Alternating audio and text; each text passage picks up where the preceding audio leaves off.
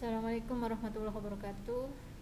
Kita lanjutkan materi tentang pertidaksamaan pecahan, materi matematika wajib kelas 10.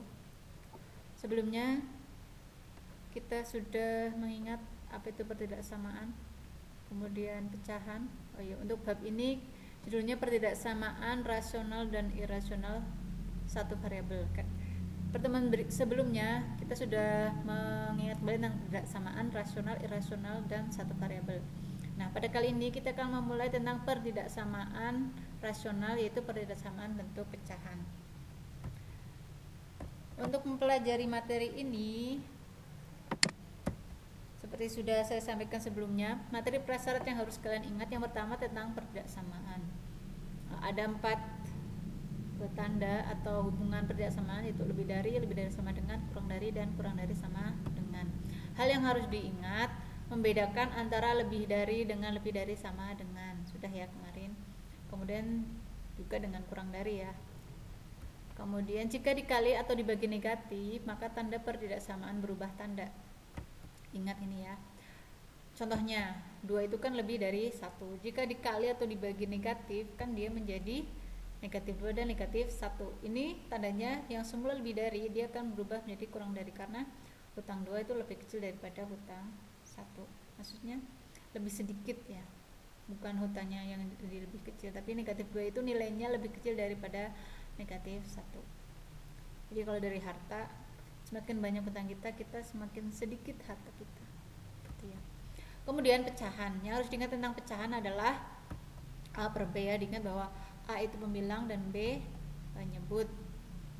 Kemudian syarat dari pecahan supaya bisa dihitung adalah penyebutnya tidak boleh 0, tidak boleh dibagi 0, tidak boleh per 0, karena dibagi 0 itu tidak terdefinisi. Sudah berulang kali Ibu ingatkan ya tentang dibagi 0. Kemudian kita ke pertidaksamaan pecahan. Apa itu pertidaksamaan pecahan? Yaitu pertidaksamaan berbentuk pecahan. Jadi ada pembilang dan penyebut. Dengan bagian penyebutnya memuat variabel. Bagaimana kalau pembilangnya ada variabel? Bisa juga pertidaksamaan pecahan asalkan penyebutnya juga memuat variabel. Contohnya ini misalkan 2 per x tambah 3 kurang dari 0. Variabel kemarin itu yang mudahnya x itu ya. Ini yang belum tahu nilainya ya, sesuatu yang belum tahu nilainya. Kemudian x per 2x min 3 lebih dari 4. Kemudian ini 2 per x kurang dari sama dengan x per x min 3. Yang keempat ini ada pecahan variabelnya dan lain-lainnya. Kemudian langkah penyelesaian pertidaksamaan pecahan, yang pertama jadikan ruas kanan itu 0. Tadi kan dari contoh ini ya, ini di sebelah kanan. Maksudnya sebelah kanan mana? Dari tanda pertidaksamaan, ini sebelah kiri, ini sebelah kanan. Jadi jangan bingung ya ketika saya menyebut kanan dan kiri. Batasnya adalah tandanya. Di kanan berarti ya kanannya kita melihat ya. Jadi 0 itu ruas kanan, 4 ruas kanan. X per x itu ruas kanan. Ruas kiri ya sebelah kiri ini.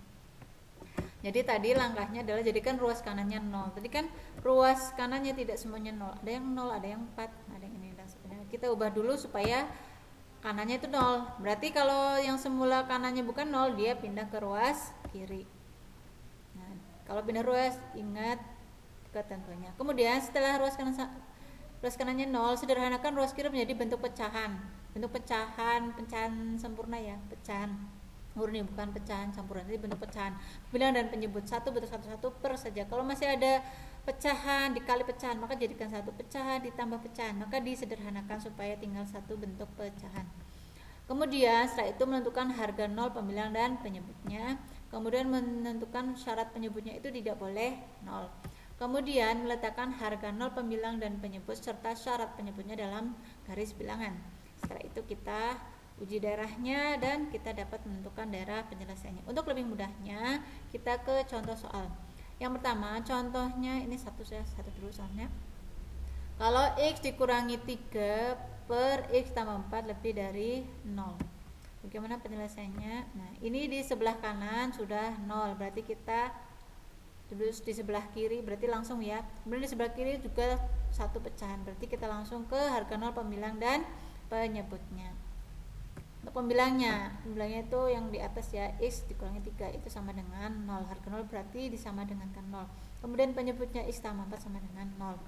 Ini ketemunya x sama dengan 3 dan x sama dengan min 4. Kemudian setelah itu syarat penyebutnya tidak boleh 0, berarti x tambah 4 nya tidak boleh sama dengan 0, berarti nanti x nya tidak boleh sama dengan min 4. Kemudian kita masukkan ke garis bilangan, kita buat garis bilangan, kemudian masukkan ini pembuat nolnya, ada 3 dan min 4. Garis bilangan itu mudahnya sumbu x. Nah, ada dua nilai 3 dan min 4. Kalau sumbu x berarti yang sebelah kiri angkanya yang lebih kecil ya, berarti kita sebelah kiri min 4, kemudian yang 3-nya sebelah kanan. Kemudian nah ini lebih dari 0, ini lebih dari, berarti tidak ikut ya. Dulu kalau tidak ikut berarti lingkarannya bolong itu ya. Kemudian lebih dari 0, berarti lebih dari 0 itu apa bilangan apa yang lebih dari 0? Lebih dari 0 itu bilangan yang positif. Berarti yang nanti yang dicari adalah yang hasilnya positif. Jadi kalau kita ambil nilai x dihitung, x-nya diganti di sini dihitung hasilnya positif. Kemudian ini tadi kan garis bilangan itu ya. Nah, setelah dimasukkan angka-angkanya, pembuat nolnya, ternyata garis bilangan ini oleh pembuat nolnya terbagi menjadi 3 daerah, sebelah kiri, sebelah tengah, dan sebelah kanan. Lah, mana yang memenuhi? Kita uji daerahnya. Kita cukup uji satu daerah saja. Yang paling mudah adalah uji daerah yang memuat 0. Kalau 0 menjadi batasnya berarti selain yang memuat 0, tapi angkanya yang udah kita hitung, misalkan 1 ya. Kebetulan di sini nolnya tidak menjadi batas, tidak menjadi harga 0. Berarti kita ambil daerah yang memuat 0, yaitu yang di tengah sini. 0 itu ada di antara min 4 dan 3. Berarti kita uji daerah sini. Mengujinya berarti kita ambil x-nya itu 0, berarti x-nya diganti 0. Tadi x min 3 per x plus 4, x-nya ganti 0, temennya min 3 per 4, hasilnya ternyata negatif.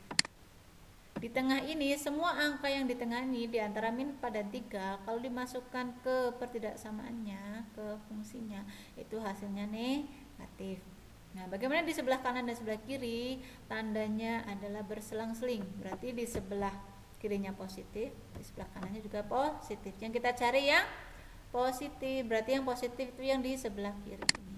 Ini dari 4 ke kiri. Jadi kalau min 4 ke kiri dia semakin kecil. Berarti x kurang dari min 4. Kemudian yang positif juga dari 3 ke kanan.